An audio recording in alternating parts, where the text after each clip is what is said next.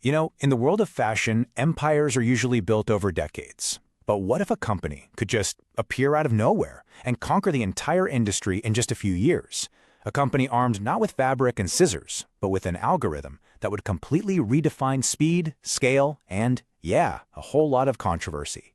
This is the story of SHEIN. Okay, let's just start with a number that is kind of hard to wrap your head around.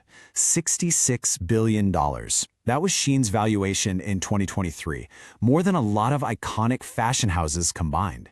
This isn't just another company. It's a financial behemoth that felt like it came out of thin air. And you can really see their power in the crazy competitive US market. Right now, SHEIN controls 40% of fast fashion. That's more than double its closest legacy rival, H&M. I mean, they didn't just enter the market, they completely took it over. So, what's their secret? Well, it really boils down to one word: speed.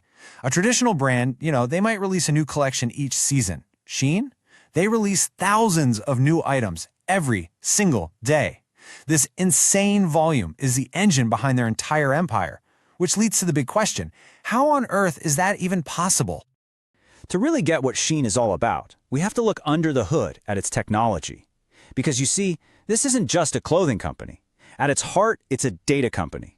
And they've perfected a production model that is frankly revolutionary. Their whole strategy can be summed up in one acronym: LATR.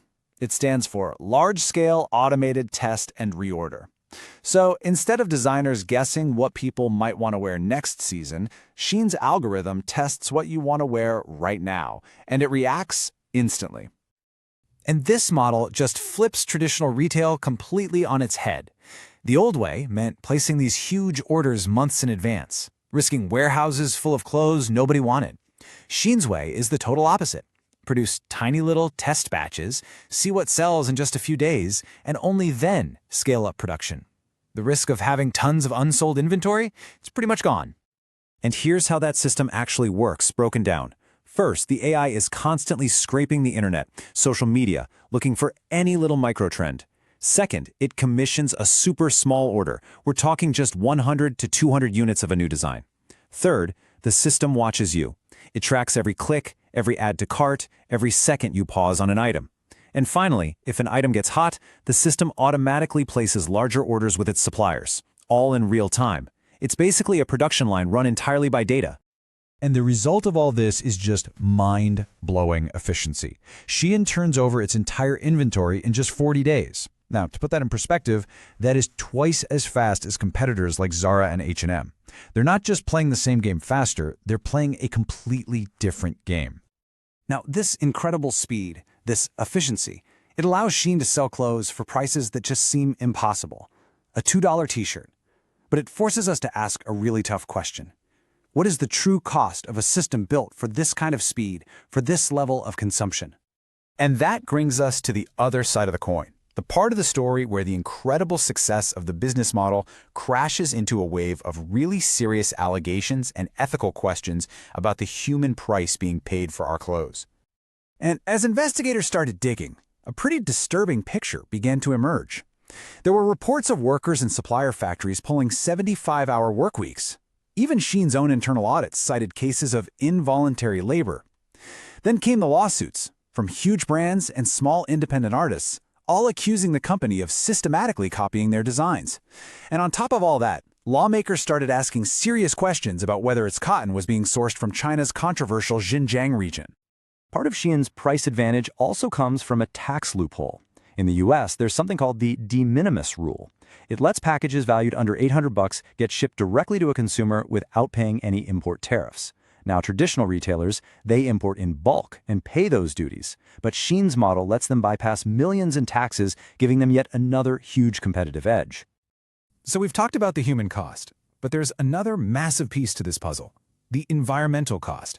A system that is designed to pump out thousands of new, cheap items every single day, well, it has a staggering impact on our planet. It all raises the simple question: where does all this stuff go? The answer is, honestly, it's shocking. Less than 1%.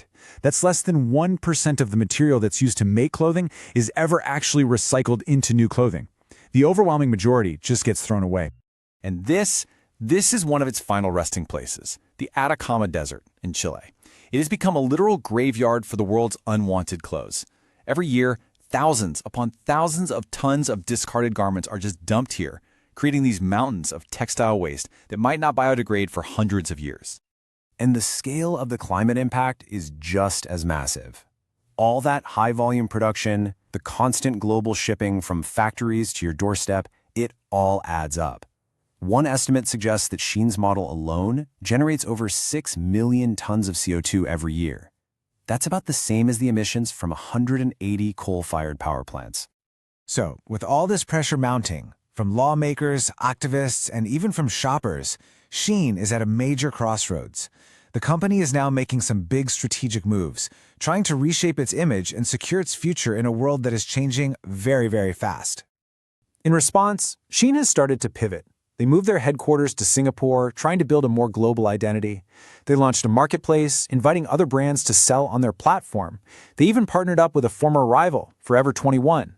And now they're gearing up for a massive IPO on the London Stock Exchange, a clear bid for legitimacy on the world stage. All of this places SHEIN right in the middle of a modern retail battlefield. Against its newest rival, Temu, the fight is all about price. Against giants like Zara, which blends physical stores with online sales, it's a fight of speed versus brand recognition. Every player has a different strategy, and, well, each one has its own controversies that they have to deal with to survive. And so, at the end of the day, we're left with this fundamental question. And it's not just a question for SHEIN, but for the entire industry that it now leads.